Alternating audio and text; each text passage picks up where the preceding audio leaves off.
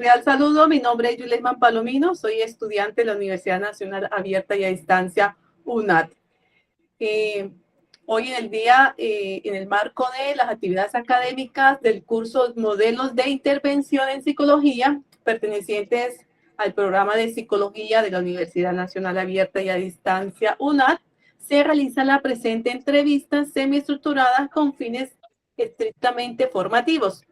Y la presente tiene como fin acercar al estudiante a la comprensión del ejercicio profesional del psicólogo en contextos reales a través de esta actividad que busca articular la teoría con la práctica, reconociendo cómo los modelos de intervención en psicología se aplican en un campo de la psicología y de esta manera fortalecer la formación académica y el análisis crítico del rol del psicólogo en diferentes campos de intervención.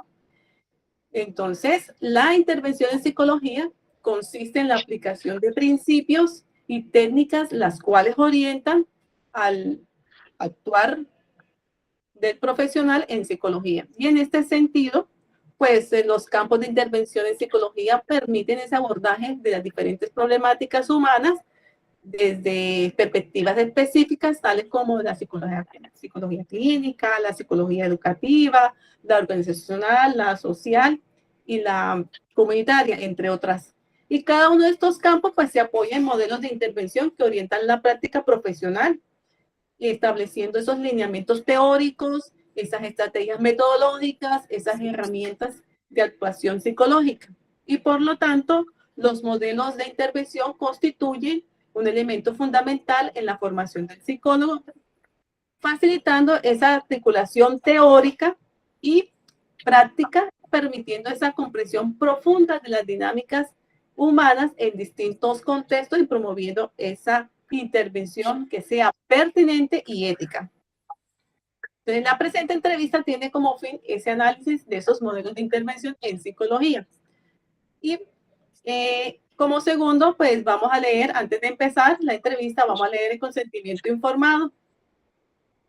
De manera voluntaria, pues nuestra participante invitada manifiesta haber, pues, leído la invitación, aceptado la invitación y participar de manera voluntaria, y declara que pues ha sido previamente informada de cuáles son los objetivos de esta y cuál es el alcance. Que la participación es libre y es voluntaria y consciente.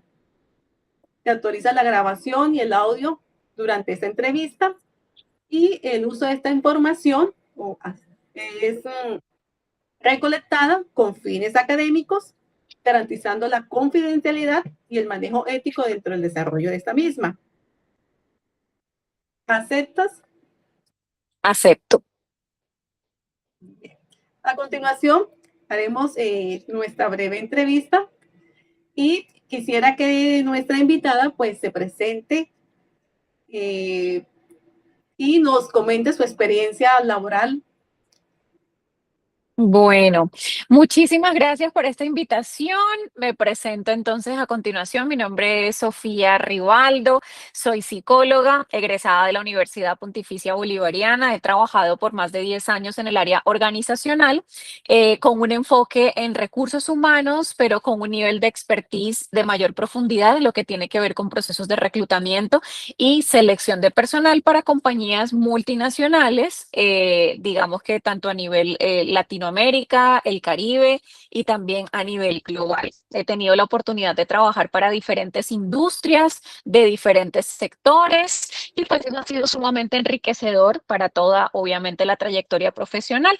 Así que esa es en breve mi presentación. También soy escritora y he tenido también la oportunidad de hacer procesos de intervención clínica. Recientemente estuve incursionando como en esa área de la psicología, que siento que también es un complemento muy positivo para todo lo que tiene que ver con el ámbito organizacional. Bien, para iniciar entonces nuestra entrevista y comprender esos contextos del ejercicio profesional dentro de un modelo de intervención en psicología, me gustaría conocer de qué manera has aplicado estos conocimientos teóricos y prácticos dentro de este ejercicio profesional. Bueno, definitivamente la teoría es muy importante. Cuando nosotros estamos en la Ujú. academia, todas las bases que nosotros tenemos a nivel teórico nos dan una idea, primero, de cómo poder intervenir en los diferentes escenarios. Como sabemos, la psicología tiene diferentes campos de aplicación. En mi caso, he tenido la oportunidad de profundizar en el organizacional y en el clínico. Sin embargo, debido al enfoque universitario, tuve la oportunidad de hacer prácticas en lo que tiene que ver con clínica, con psicología social. No sé si todavía se sigue llamando de la misma forma, pero en mi época era psicología social, en el ámbito educativo. Y bueno, pues en el ámbito organizacional, la universidad tenía un enfoque muy importante en investigación, entonces eso me pareció sumamente importante porque pienso que uno de los aspectos que no debemos perder es la curiosidad por aprender, por hacernos las preguntas necesarias cuando nos encontramos en diferentes ambientes y estudiar, ir profundizando. Eso nos permite también crear, no solamente seguir una teoría, sino crear nuestras propias teorías, que siento que es muy importante y todos estamos en la capacidad de poder crear, justamente. Entonces, volviendo a la pregunta, los fundamentos teóricos han sido muy importantes. Por ejemplo, en el ámbito organizacional, he tenido la oportunidad de recordar a Maslow con su teoría de las necesidades, por ejemplo, entendiendo que el ser humano dentro de una pirámide de necesidades tiene unas necesidades básicas y en la medida en que unas se van supliendo, vamos avanzando y llegando hasta unas necesidades ya que tienen que ver con sus motivaciones, con su desarrollo personal. Y esto aplica mucho a la organización, porque, por ejemplo, yo no únicamente le apunto a cubrir las necesidades en términos de salario de un trabajador, sino también qué lo motiva, qué lo llena, qué le permite sentirse conectado con la organización. Y eso tiene que ver mucho más que con un salario o una compensación. Entonces, mira cómo la teoría nos permite tener como un marco, por decirlo así, y luego ya el contexto, la situación, nos permite tener un enfoque u otro, tener un método de intervención, nos da ideas. Por ejemplo, en estos momentos estoy leyendo un libro que se llama El líder que no tenía cargo, de Robin Sharma, por ejemplo. Y lo que habla es de que todos podemos ser líderes independientemente del cargo en que tengamos, siempre que seamos conscientes que todos tenemos la posibilidad de formarnos y potenciarnos en la medida en que lo podamos. Que si yo soy zapatera, voy a ser la mejor. Que si yo soy jardinera, yo voy a ser la mejor. Que no necesariamente aquí tiene un rol más alto dentro de una compañía, es quien tiene el liderazgo, porque el liderazgo se construye independientemente del cargo. Si se queda en el cargo, entonces eso quiere decir que si yo dejo de ser gerente, ya no soy líder. Y esa no es la idea. El liderazgo se lleva a lo largo de la vida y para todos, todas las áreas de nuestra vida también se aplican. Entonces, siempre la teoría nos va a nutrir y nos va a permitir aplicarla a todos los ámbitos. Interesante. Entonces, bueno, conforme a lo que nos haya participado, ¿qué modelos de intervención en psicología aplica en esta práctica dentro de la organización? Ya me dijiste que la teoría de Maslow y cómo se Ujú. distribuye en el desarrollo de estas funciones. Sí, correcto. Entonces, yo pienso que Maslow es como uno de los papás, por decirlo así, de la psicología. Siento que hay que tenerlo muy claro y muy presente porque eso nos permite entender muchas de las dinámicas humanas, Ujú. cómo piensan las personas, cómo se motivan las personas.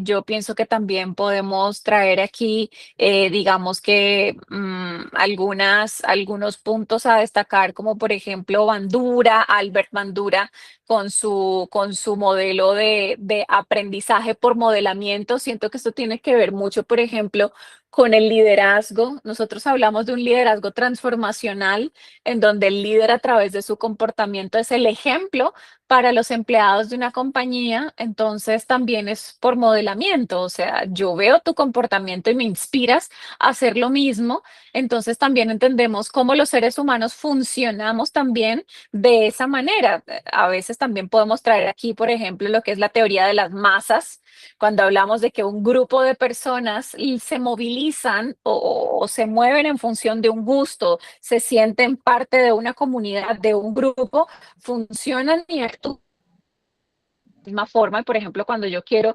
implementar un tema de cultura organizacional, la psicología de las Ujú. masas es sumamente importante para saber cómo intervenir, cómo funcionan las personas, porque una cosa es cómo funciona el individuo solito, pero pone a una persona con un grupo, con una comunidad y su comportamiento inmediatamente se cohesiona con la masa. Es como si fuera un solo cerebro. Entonces, esto también es importante entenderlo para poder a través de diferentes técnicas de intervención. Por ejemplo, yo puedo aplicar procesos de sensibilización dentro de una compañía, puedo realizar actividades de inteligencia emocional y facilitarles de pronto la gestión de las emociones dentro de la compañía, facilitarles los procesos de comunicación a través de diferentes espacios de retroalimentación con cada uno, a través de actividades, lo que llamamos outdoor training, ¿sí? Los saco del espacio de la oficina y busco actividades que generen sensibilización y que toquen emociones en el empleado, porque es bien entendido también que las emociones juegan un papel fundamental dentro del comportamiento humano. Lo que genera una emoción fuerte dentro de nosotros, lo que toca genera recordación y genera además movilización. Lo que te toca emocionalmente definitivamente te mueve, te moviliza. Entonces también dentro de las organizaciones estamos trabajando fuertemente en tocar esas fibras dentro de los empleados de la compañía. Uno, para que se fidelicen; dos, para crear cultura; tres, para sensibilizar y movilizarlos hacia el cambio, por ejemplo; y número cuatro, también para formar líderes, que ellos puedan entender que el liderazgo, digamos que lo llevan 100% en ellos, y que, como Bandura lo explica, a través de ese comportamiento observable, digamos que los demás generan como esa repetición. Así que eso sería, a grosso modo, parte de lo que pudiéramos hablar de intervención dentro de la organización. Ciertamente, y de los fundamentos teóricos que busca cada uno de estos modelos de intervención. Entonces, de qué manera entonces estos fundamentos teóricos de intervención en la psicología pueden orientarnos a la toma de decisiones y pues estrategias aplicadas dentro del contexto organizacional? Nos orientan en la medida en que nos permiten, uno, entender la organización, entender al empleado en su, como te dijera yo, en su mindset, en su estructura mental, que lo mueve. No todas las personas son iguales en ese sentido, pero tenemos que encontrar qué es lo que moviliza a cada uno. Cada uno tiene una historia, cada uno tiene una experiencia que es sumamente importante, y sobre todo cada uno tiene unas creencias en particular sobre lo que puede, sobre lo que no puede, sobre el valor que tiene como profesional. Entonces, definitivamente las técnicas de intervención y la Ujú. teoría nos permiten tomar decisiones, por ejemplo, en los programas de cultura organizacional que se vayan a crear. Sí, en las decisiones, por ejemplo, en relación al desempeño del empleado, si está listo o no está listo para una promoción dentro de la compañía. Eso nos permite identificar competencias, habilidades, nos permite saber si está listo para otro reto a nivel profesional. Nos permite también mapear cuáles son los objetivos o las metas para las cuales sí estaría listo cumplir, y de pronto no saturarlo o ponerle algo demasiado excesivo que sabemos que lo va a desmotivar, al contrario de motivarlo. Entonces, el conocerlo a nivel psicológico, mental, permite tomar ciertas decisiones desde recursos humanos mucho más asertivas y alineadas a la estrategia de la organización. Bien. Entonces, estas herramientas nos permiten formularnos esas estrategias que permiten, pues, la evaluación del desempeño y el análisis de estos perfiles, ¿cierto? Dentro del área organizacional. Correcto. Así, entonces, estas técnicas, puntualmente, ¿cuáles son? Bueno, metodología o técnica para evaluaciones de desempeño, ¿te refieres? Análisis de perfiles, entrevistas. Exacto, sí. Ajá. Bueno, para las entrevistas, definitivamente la entrevista de selección por competencia sigue punteando. Esta técnica es sumamente importante porque nos enfocamos en situaciones comprobables de la experiencia del candidato que nos permite identificar qué tanto dominio y a qué nivel tiene desarrollada esta competencia. Entonces se hacen preguntas 100% situacionales. Cuéntame de una experiencia, háblame de un reto, cómo lo desarrollaste, cómo lo viviste, cómo lo resolviste. Está muy enfocada en situaciones, entonces definitivamente entrevistas de selección por competencias. En cuanto a la Ujú. evaluación de desempeño, seguimos realizando evaluaciones 360 grados, ¿sí? En donde diseño la evaluación y te evalúa tanto tu jefe, tus pares y si tienes subordinados también y te haces una autoevaluación. Esto no permite tener este análisis 360 grados de tu desempeño con, obviamente, la perspectiva de las diferentes personas con las que te relacionas en tu cargo. Y dentro del análisis de perfiles en el área organizacional, bueno, ahí digamos que no utilizaría una técnica en específico, habría que hacer un proceso de detección primero de necesidades de la compañía, identificar necesidades de la compañía para poder analizar qué perfiles se requieren, teniendo en cuenta esas necesidades y ajustarlos obviamente al nivel que se necesita. Entonces, todo parte de la identificación de necesidades que se hace en una reunión ejecutiva con la cabeza de la compañía, con un CEO, con un presidente, con un director de compañía, gerente, y entendiendo también la cultura de la organización para poder identificar esos perfiles. O sea, uno, las necesidades de la compañía; dos, la cultura organizacional; y tres, la visión que tiene la compañía hacia dónde va. Eso es lo que nos permite identificar esos perfiles.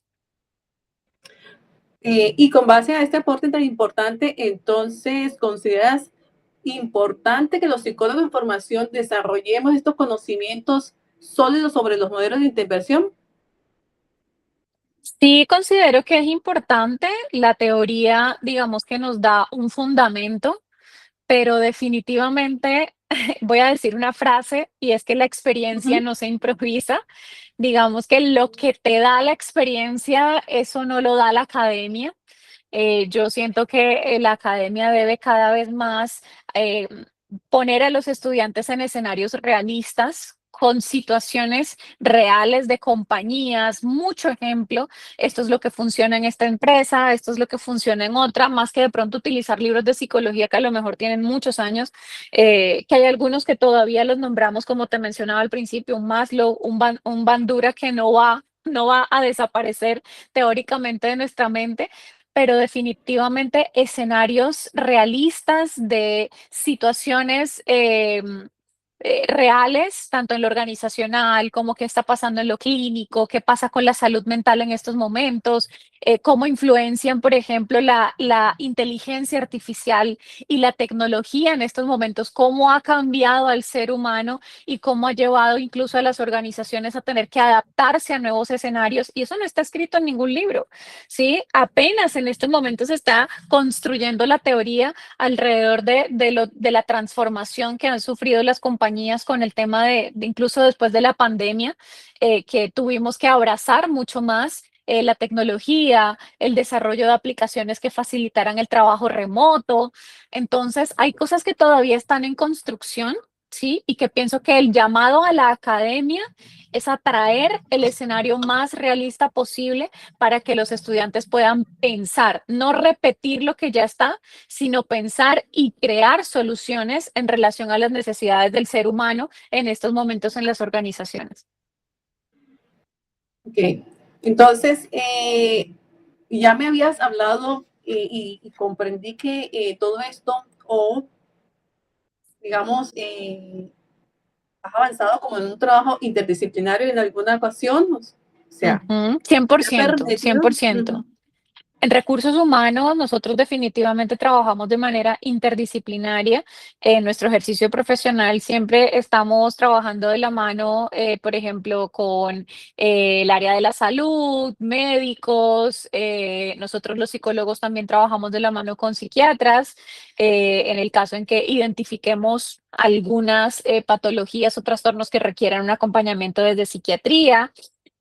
También vamos de la mano con personas del área jurídica, por ejemplo, cuando hablamos del organizacional, el aporte del el sustento legal en cuanto a temas de contratación, todo lo que tiene que ver con temas documentales, si vamos de la mano con abogados.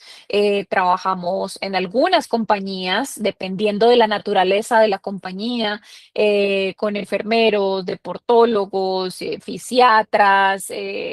Nosotros hemos tenido la oportunidad de trabajar, por ejemplo, la Semana de la Salud, entonces ahí traemos diferentes profesionales que influyen en la salud y la estabilidad del empleado, por ejemplo, conferencistas también, personas de otras profesiones que pueden aportarnos también al ámbito organizacional. Entonces, sí, definitivamente no trabajamos de manera aislada.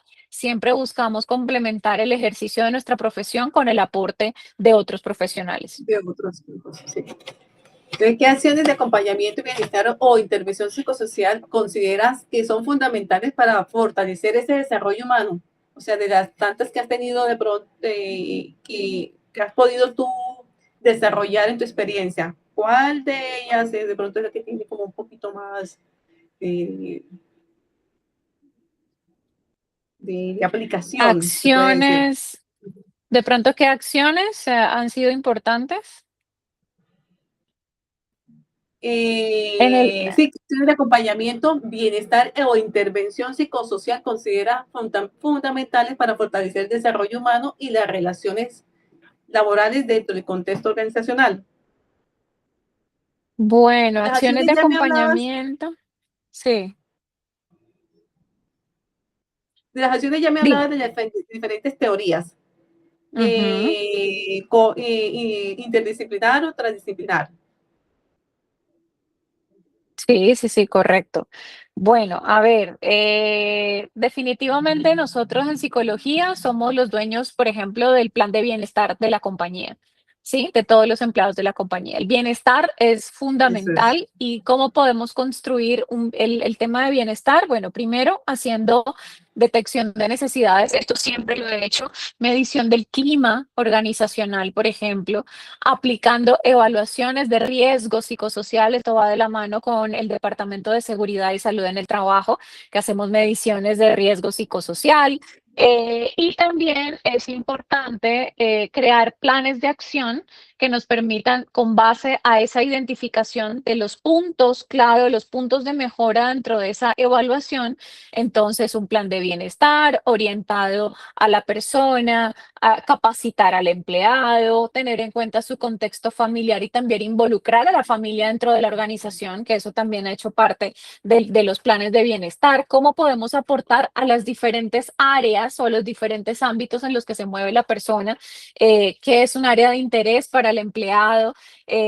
Ahora últimamente las compañías han trabajado mucho en lo que es el salario emocional, por ejemplo, y esto impacta 100% en la satisfacción y el bienestar del empleado.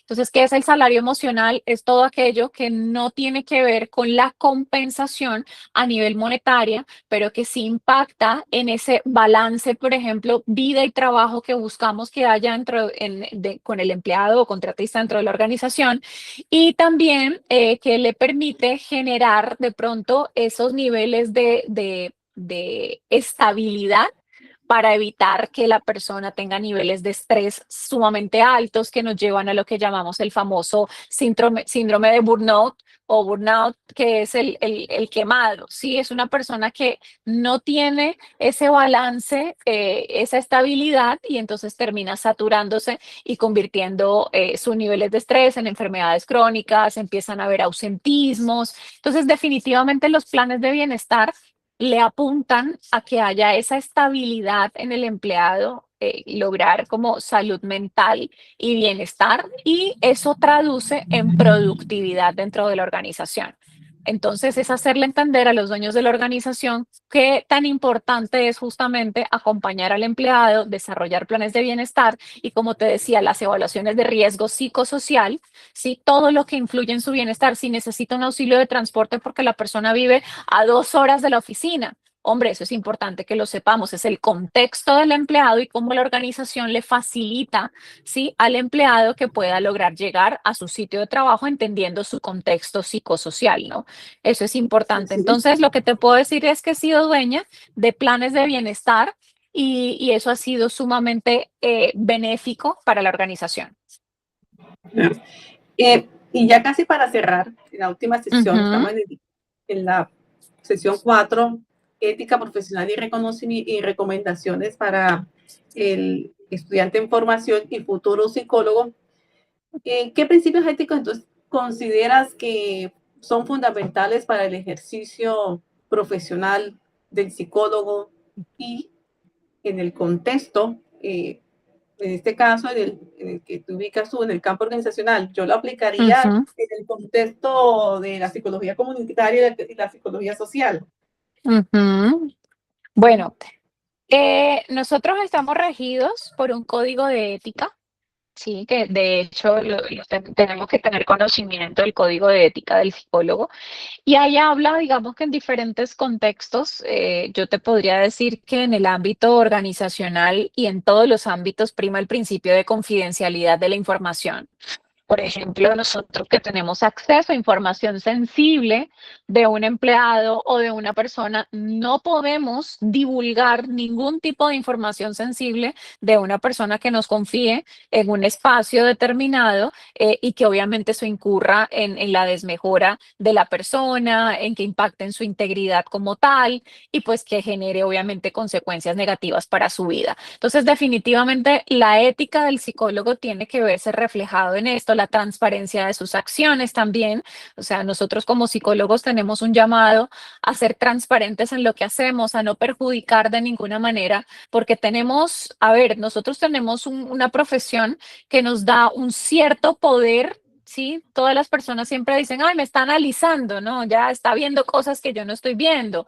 Y eso de alguna manera nos tiene que llevar a ser muy responsables al momento de dar un diagnóstico, al momento de dar un concepto sobre una persona, de no rotularlo o encasillarlo, porque nuestros conceptos profesionales tienen mucho peso dentro de las diferentes áreas, ¿sí? Entonces, ese principio de transparencia y honestidad también tiene que primar, sumado al principio de confidencialidad, y definitivamente ser muy claros, y si necesitamos confirmar algún tipo de diagnóstico, no ser irresponsables si no estamos seguros, sino confirmarlo con el apoyo. Ahí es donde hablamos de también interdisciplinariedad. Mira, yo esto no está en mi competencia, permíteme, lo voy a remitir a otra persona y así poder dar un diagnóstico mucho más concreto. Esto, como te digo, a todas las áreas, no únicamente al organizacional, también aplica para lo comunitario. Cuando tú te encuentres frente a una situación también donde requieran un concepto diagnóstico y tú no lo tengas tan claro,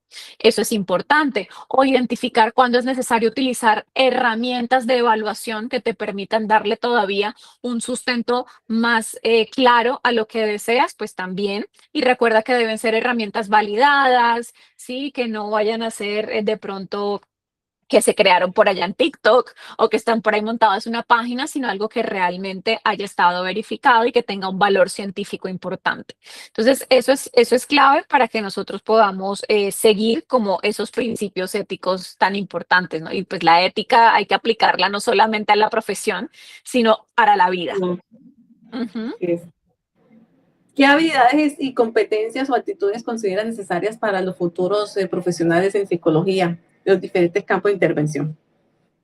Habilidades y competencias, uf, muchas. Ujú. Bueno, habilidades definitivamente pienso curiosas por naturaleza. O sea, yo creo que no debemos perder ese no tragar entero, ¿sí? Ese definitivamente hacernos las preguntas necesarias para aportar. O sea, yo creo que ya es importante que no repitamos lo que ya está, sino que propongamos cosas, técnicas, formas diferentes de intervenir. Eso me parece importante, la curiosidad de la persona.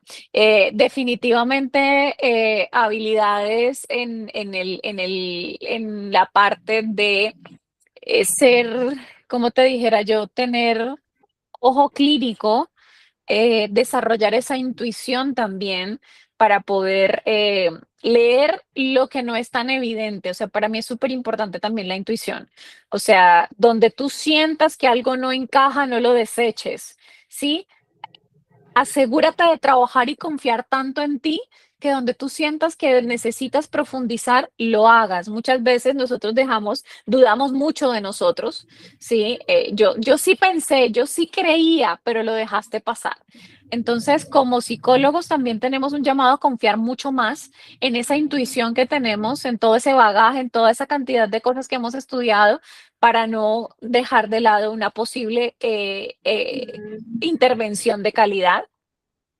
También siento que es importante que cada vez nos estemos actualizando, formando, o sea, siento que es importante eso, como continuar todo el tiempo estudiando qué hay de nuevo, no dejar que la inteligencia artificial piense por nosotros, o sea, ahorita ChatGPT te hace muchas cosas, y nosotros como psicólogos tenemos un llamado, uno, a no dejar de pensar y dos, a hacer procesos con nosotros, o sea, no únicamente nosotros somos los que hacemos la terapia, sino también a pasar por un proceso de intervención, a revisar en nosotros cuáles son esos asuntos que no hemos resuelto para poder ayudar a los demás. Imagínate uno vuelto nada tratando de sostener al otro, es como complicado. Entonces hay que trabajar permanentemente en nosotros, eso le recomendaría a todos los psicólogos, porque hay un dicho que a veces dice, los psicólogos están más locos que los mismos locos.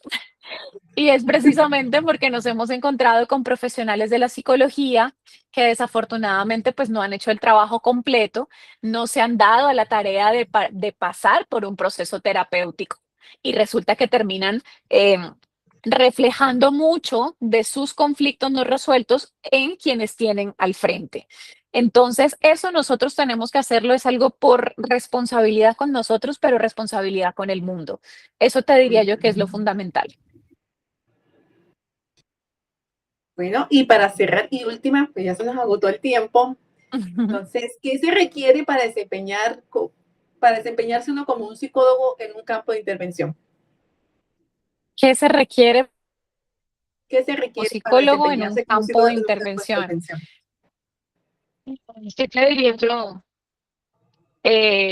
Vocación, vocación. Tú no puedes ser psicólogo o psicólogo si no tienes vocación. O sea, esto no es un tema de que estudié psicología porque no tenía porque no tenía matemáticas. Eso es una parte importante, porque yo, digamos que el tema numérico no se me da, pero definitivamente una persona con el título de psicólogo le tiene que nacer, lo tiene que vivir, tiene que ser un tema de vocación, sea el campo de intervención que sea. Te tiene que apasionar para poder hacer las cosas con excelencia, no dejar nada a medias, no dejarle campo a la mediocridad, ¿sí? Siempre da lo mejor de ti en absolutamente todo y lleva todo. Pregúntate siempre, ¿cómo puedo exceder esta meta? ¿Cómo puedo llevar al límite este objetivo? No solamente hacer lo que nos toca, porque a veces los psicólogos también terminan convirtiéndose en los asistentes de los gerentes y se le demerita mucho el conocimiento del psicólogo. Hoy me preguntaban algo así relacionado como, estaba hablando con un proveedor y me decía, en algunas organizaciones utilizan al psicólogo para hacer la nómina, para pagarle a los empleados, para llenar formatos, ¿sí? Y yo siento que la participación de un psicólogo en una organización debe ser un 80% estratégico y un 20% administrativo. Y muchas veces nosotros los psicólogos nos dejamos menos valorar con todo lo que podemos aportar. No hay nada más estratégico que un psicólogo en una organización y pocos lo saben. Entonces yo creo que es importante que también tengamos voz. Yo sé que muchas veces la necesidad hace que nosotros digamos que pues aceptemos lo que sea y hagamos lo que sea, pero sí es importante posicionarnos nosotros muy bien dentro de una organización, y que no sea la necesidad lo que haga que nos quedemos ahí, sino realmente entendamos el valor que podemos aportarle a los diferentes campos de intervención de la psicología. Somos sumamente importantes, yo soy fiel abanderada definitivamente de que somos muy importantes para el mundo, pero el mundo nos desconoce. Sí, por eso abrí mis redes sociales también, por eso tengo creación de contenido, porque sé que desde mi voz también cualquier persona pasando por un video puede encontrarse con las palabras que necesitaba. Entonces, cada vez más tenemos que abrir esos canales de comunicación, estudiar inglés, súper importante. No es lo mismo ser un psicólogo que solamente habla un idioma a que seas un psicólogo bilingüe. A mí me ha servido mucho ser psicóloga bilingüe, me ha abierto muchísimas puertas, así que tenemos que profesión con el manejo de los idiomas. Bueno, mi queridísima experta, muchísimas gracias por este espacio que nos ha brindado y hemos A llegado al ti. final. No, muchísimas gracias, Julia. Espero que de verdad te sirva muchísimo todas estas respuestas. Lo hice con mucho cariño, con mucho amor, con mucha pasión. Así que bueno, espero que esto lo aproveches mucho y cualquier cosa que necesites, por aquí estoy también. Muchísimas gracias. Gracias. Que tenga buena tarde. Bueno, feliz tarde. Chao. Chao.